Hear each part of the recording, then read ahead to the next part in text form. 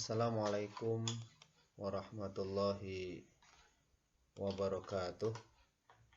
Alhamdulillah, puji syukur mari kita panjatkan kepada Allah Subhanahu wa taala atas limpahan nikmat yang telah diberikan Allah kepada kita semuanya. Alhamdulillah kita bertemu lagi anak-anak yang hebat angkatan ke-13 ya. Semuanya anak-anak yang hebat, anak-anak yang keren semuanya. Mari kita lanjutkan untuk pelajaran kita pada hari ini. Nah, kita akan mempelajari tentang membuat kesimpulan. Kalau kemarin kita sudah belajar tentang mencari ide pokok dari masing-masing paragraf.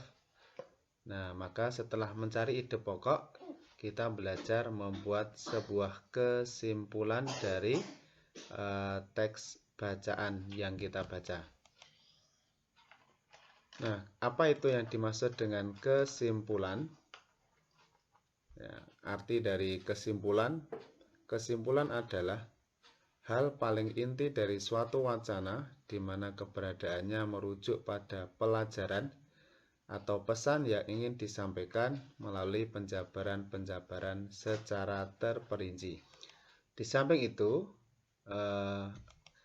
kita mencari kesimpulan paragraf. Nah, kesimpulan paragraf itu adalah kesimpulan yang diambil dari sebuah paragraf atau merupakan inti dari paragraf itu.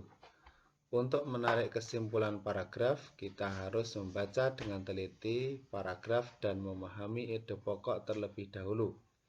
Hal ini karena kesimpulan merupakan jawaban dari gagasan utama sebuah paragraf. Jadi nanti kita belajar mencari kesimpulan paragraf dan juga kesimpulan dari bacaan. Nah, sekarang kita belajar bagaimana cara mencari ataupun membuat sebuah kesimpulan. Yang pertama, kita harus membaca teks secara keseluruhan. Membaca teks asli beberapa kali untuk mengetahui kesan umum dan maksud pengarang atau penulis. Yang kedua, menentukan kalimat utama. Apa itu kalimat utama? Nah, kalimat utama adalah kalimat yang mengandung gagasan utama dari sebuah paragraf atau inti dari sebuah paragraf. Nah, hal ini dilakukan untuk menentukan ide pokok paragraf. Jadi setelah kita menentukan kalimat utama, nah ini untuk menentukan ide pokok paragraf. Sedangkan yang ketiga, yaitu menentukan informasi penting pada kalimat penjelas. Jadi di kalimat penjelas itu nanti ada informasi-informasi penting yang juga kemudian kita tulis. Yang keempat, nah, barulah kita pada tahap membuat kesimpulan. Nah, dalam hal ini kita menghubungkan semua informasi yang diperoleh menjadi sebuah pernyataan. Ya, susun kalimat dengan baik agar dapat menjadi sebuah kesimpulan yang benar. Nah, setelah kita membuat kesimpulan, ya, kesimpulan itu harus menjadi sebuah kesimpulan yang baik. Nah, sebuah kesimpulan yang baik itu harus berisi satu, yaitu pesan yang ingin disampaikan kepada pembaca. Yang kedua, memuat intisari tulisan atau bacaan. Yang ketiga, dimulai dari hal khusus ke hal umum. Yang keempat, menggunakan kosakata yang baku atau yang sesuai dengan ejaan yang dibenarkan, yaitu dalam Kamus Besar Bahasa Indonesia. Dan yang kelima, ya, dibuat berdasarkan ide pokok dan kata kunci dari kalimat penjelas. Nah, mari kita perhatikan di sini ada contoh bacaan yang berjudul beternak ayam.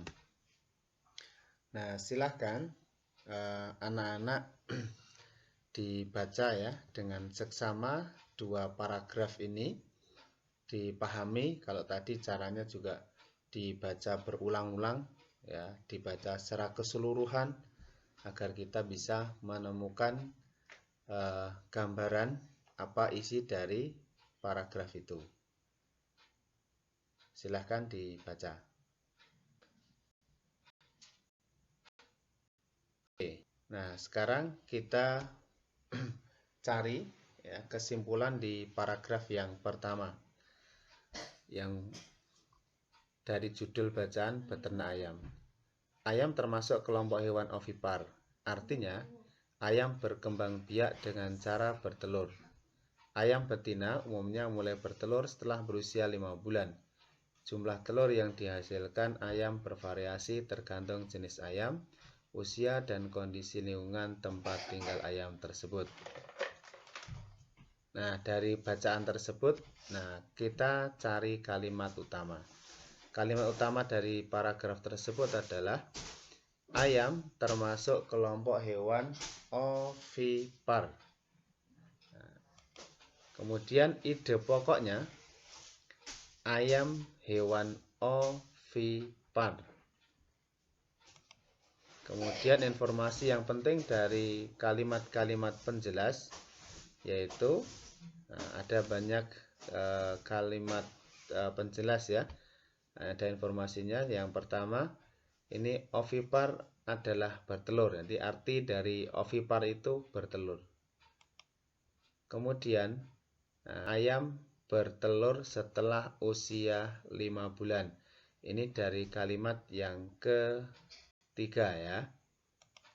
Kemudian jumlah telur bergantung pada jenis ayam, usia, dan kondisi lingkungan. Nah, ini di kalimat penjelas yang keempat. Ya, nah dari sini dapat kita tarik sebuah kesimpulan di paragraf yang pertama.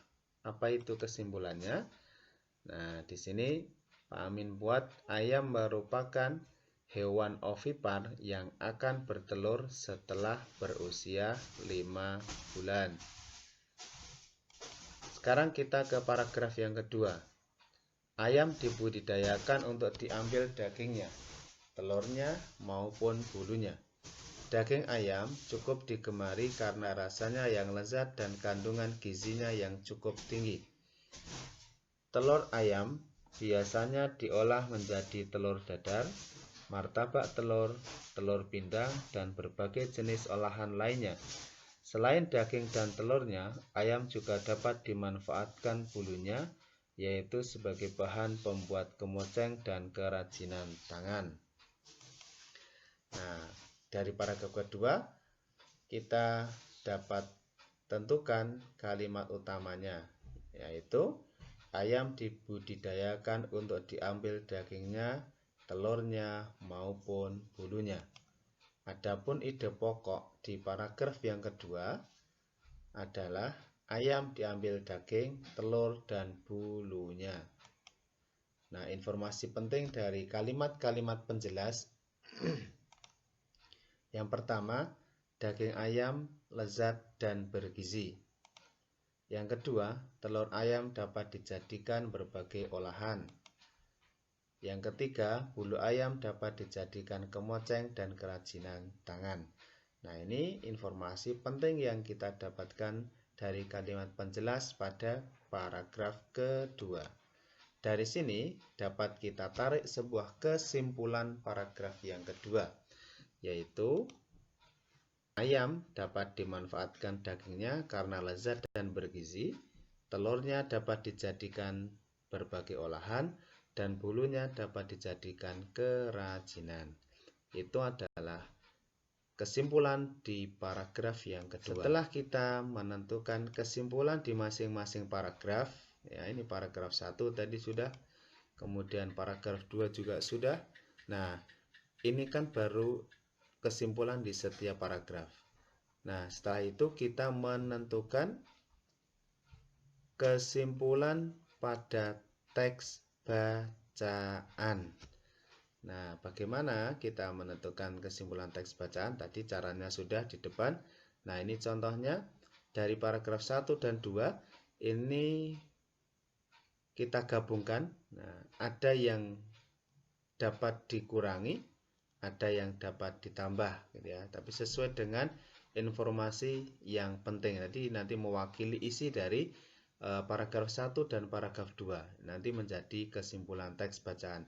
Nah, dari sini paragraf 1 dan paragraf 2, kesimpulan teksnya adalah ayam merupakan hewan ovipar yang dapat dimanfaatkan dagingnya karena lezat dan bergizi.